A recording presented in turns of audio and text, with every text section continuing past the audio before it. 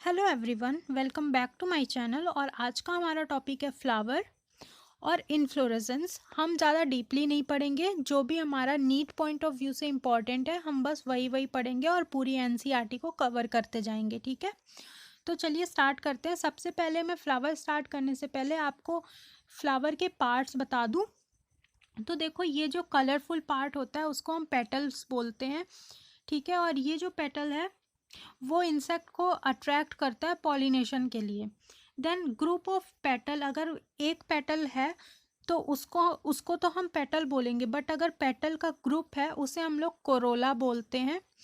और ये जो ग्रीन लीफी पार्ट होता है फ्लावर का उसे हम सेपल बोलते हैं, और ग्रुप ऑफ सेपल को हम लोग कैलिक्स बोलते हैं। देन देखो, ये मेल रिप्रोडक्टिव ऑर्गन है जो कि है स्टेमन।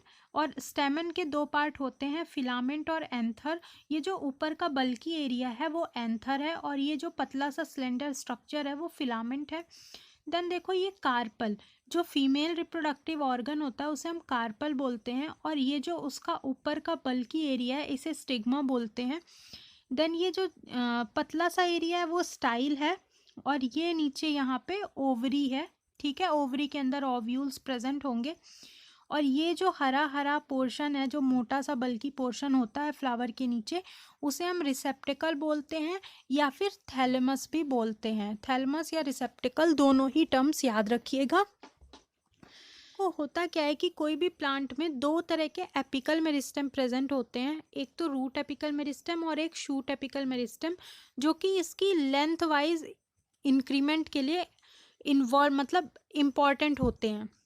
तो जब ये एपिकल मेरिस्टेम डिवाइड होते जाते हैं तो शूट बढ़ती जाती है। एक पॉइंट के बाद ये एपिकल मेरिस्टेम फ्लोरल मेरिस्टेम में मॉडिफाई हो जाते हैं और फ्लावर प्रोड्यूस करवाने लगते हैं। ठीक है, तो यही चीज़ लिखी हुई है कि जब शूट एपिकल मेरिस्टेम मॉडिफाई होकर के फ्लोरल मेरिस्टेम बन जाएगा तब फ्लावर का ग्रोथ होने लगेगा, तब फ्लावर प्रोड्यूस होने लगेगा। देन देखिए, एक टर्म आएगी अभी, पेडिसिल, ब्रैक्ट और ब्रैक्टियोल्स। तो वो स्टिक जो कि हमें ब्रांच को फ्लावर से कनेक्ट करती है। आप देखते होगे जब आप फ्लावर तोड़ते होगे तो उसके पीछे एक पतली सी हरी कलर की डंडी रहती है, वो पेडिसिल होती है। ठीक है, इसको पेडिसिल बोलते हैं। और अगर पेडिसिल के बीच में कोई leaf like structure, reduce leaf like structure यानी छोटा सा लीफ लाइक स्ट्रक्चर प्रेजेंट होता है तो उसे हम ब्रैक्टियोल्स बोलते हैं। याद रखना, अगर पेडिसिल के बीच में कोई लीफ लाइक स्ट्रक्चर है तो उसे हम ब्रैक्टियोल बोलेंगे।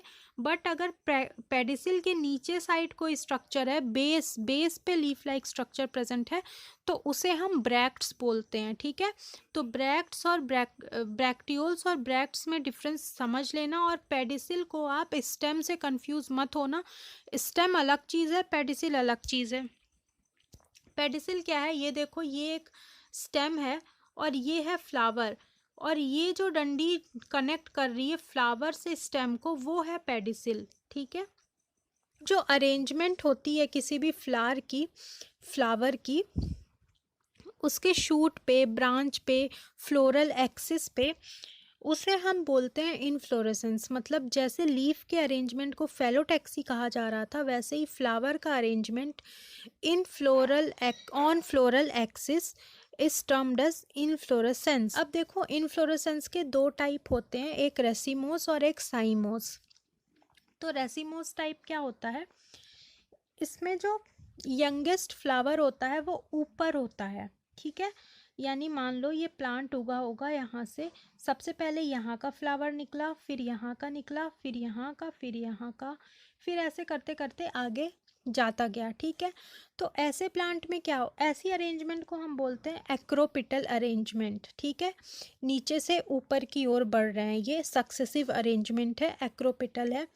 ऐसे प्लांट की ग्रोथ जो होती है इनडिफाइंड होती है, कितनी भी हो सकती है।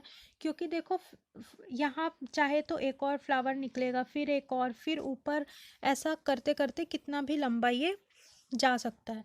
लेकिन जो साइमोस होता है वो जस्ट अपोजिट होता है, उसमें जो सबसे यंगेस्ट फ्लावर होता है वो सबसे नीचे होता है और ओल्डेस्ट फ्लावर सबसे ऊपर होता है। ठीक है, और रेसिमोस में क्या था, जो ओल्डेस्ट है वो सबसे नीचे होगा और जो यंगेस्ट है वो सबसे ऊपर होगा। तो साइमोस में उसका जस्ट अपोजिट केस है, पहले ही फ्लावर यहाँ पे आ जाता है, फिर यहाँ पे आएगा, फिर यहाँ, फिर यहाँ, मतलब जो सबसे यंग होगा वो सबसे नीचे होगा। और इसीलिए ऐसे जो प्लांट्स होते हैं उनकी ग्रोथ डिफाइंड होती है और वो ज़्यादा हाइट में बढ़ नहीं पाते हैं। देन देखिए, तो वही चीज़ यहाँ पे गिवन है और एग्जाम्पल दिया हुआ है। एग्जाम्पल एज सच आपको ऐसा नहीं दिया हुआ है। और एक चीज़ और बताना मैं भूल गई, ये इस अरेंजमेंट को बेसिपिटल अरेंजमेंट बोलते हैं, ठीक है। इसके एग्जाम्पल्स एज सच कुछ दिए नहीं हुए हैं एनसीईआरटी में, लेकिन इसका डायग्राम दिया हुआ है और डायग्राम के बेसिस पे वो आपसे पूछ सकते हैं। तो ये जो है वो रेसिमोस का डायग्राम है। तो आप देखो ये मस्टर्ड ट्री है, ठीक है। तो आपको याद रखना है मस्टर्ड, मस्टर्ड कैसा होगा, रेसिमोस होगा, ठीक है। देन देखो ये फ्लावर वाली चीज़ में वही चीज़ लिखी हुई है, रिसेप्टिकल, थैलमस, कैलिक्स, ये सब वही है जो अभी मैंने आपको बताया था। अब एक टर्म आती है बाइसेक्सुअल और यूनिसेक्सुअल। तो देखो, अगर कोई ऐसा फ्लावर हो, अगर कोई ऐसा प्लांट होगा जिसमें मेल फ्लावर भी प्रेजेंट होंगे और फीमेल फ्लावर भी प्रेजेंट होंगे, यानी एक ही प्लांट में मेल और फीमेल दोनों फ्लावर अगर प्रेजेंट होंगे, तो ऐसे प्लांट को हम बाइसेक्सुअल बोलेंगे, ठीक है। और अगर अलग अलग प्लांट में प्रेजेंट है, मेल अलग प्लांट में प्रेजेंट है और फीमेल फ्लावर अलग प्लांट में प्रेजेंट है, तो ऐसे फ्लावर को हम यूनिसेक्सुअल प्लांट बोलेंगे, मतलब ऐसे प्लांट को हम यूनिसेक्सुअल प्लांट बोलेंगे। देखो अब हम लोग फ्लावर की सिमेट्री के बारे में पढ़ लेते हैं। तो फ्लावर्स में दो तरह की सिमेट्री पाई जाती है, एक तो एक्टिनोमॉर्फिक और एक तो अब चलिए देख लेते हैं हम लोग फ्लावर की सिमेट्री के बारे में। तो दो तरीके से हम फ्लावर को काट सकते हैं, डिवाइड कर सकते हैं। सिमेट्री मतलब फ्लावर्स में दो तरह की सिमेट्री हम देखी जाती है, जैसे एक एक्टिनोमॉर्फिक और एक जाइगोमॉर्फिक। अब ये एक्टिनोमॉर्फिक क्या है, ये रेडियल सिमेट्री है। रेडियल यानी हम किसी भी प्लेन से इसको काटेंगे, ये हमेशा दो इक्वल पार्ट्स में डिवाइडेड हो जाएगा, ठीक है। बट अगर हम बाइलेटरल सिमेट्री की बात करें, तो इसे हम जब भी काटेंगे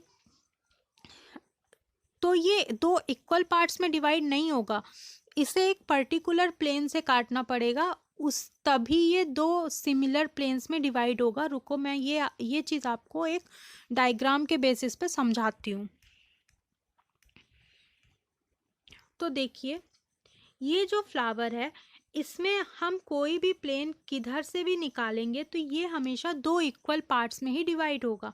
बट अगर आप ये फ्लावर देखो, तो अगर कोई प्लेन इसको ऐसा कट करता इधर से या इधर से, तो ये फ्लावर कभी भी दो सिमिलर तरीके के प्लेन्स में नहीं डिवाइड होता। इसीलिए ऐसे फ्लावर को बाइलेटरल फ्लावर बोलेंगे, क्योंकि इसको सिर्फ एक पर्टिकुलर प्लेन से काटा जा सकता है, तभी ये दो इक्वल पार्ट्स में डिवाइडेड होगा। देन ये आता है एसिमेट्रिकल फ्लावर, जिसको कि तुम किसी भी प्लेन से काटोगे ये कभी भी सिमेट्रिकल नहीं आएगा, ठीक है। तो इनमें कुछ एग्जांपल्स हैं जो कि बहुत इंपॉर्टेंट होते हैं और ये आपको याद रखने हैं कि जो एक्टिनोमॉर्फिक होगा वो कौन कौन सा होगा, मस्टर्ड, धतूरा और चिली, ठीक है। और जो जाइगोमॉर्फिक है वो पी गुलमोहर और बीन कैशिया यानी फेबेसी फैमिली, ये सब किसके मेंबर है, फेबेसी फैमिली के। एंड देन एट लास्ट आता है एसिमेट्रिकल जो कि है कन्ना। देन देखो, जब तीन तीन पेटल्स होंगी या सेपल्स होंगी तो हम लोग उसको ट्राइमेरस बोलेंगे, जब चार होंगी तो टेट्रामेरस और जब पांच होंगी तो पेंटामेरस, ठीक है। तो चलो आज के लेक्चर को यहाँ पे ख़त्म करते हैं, नेक्स्ट लेक्चर में हम इसके आगे का पोर्शन पढ़ेंगे। Okay, thank you, bye bye.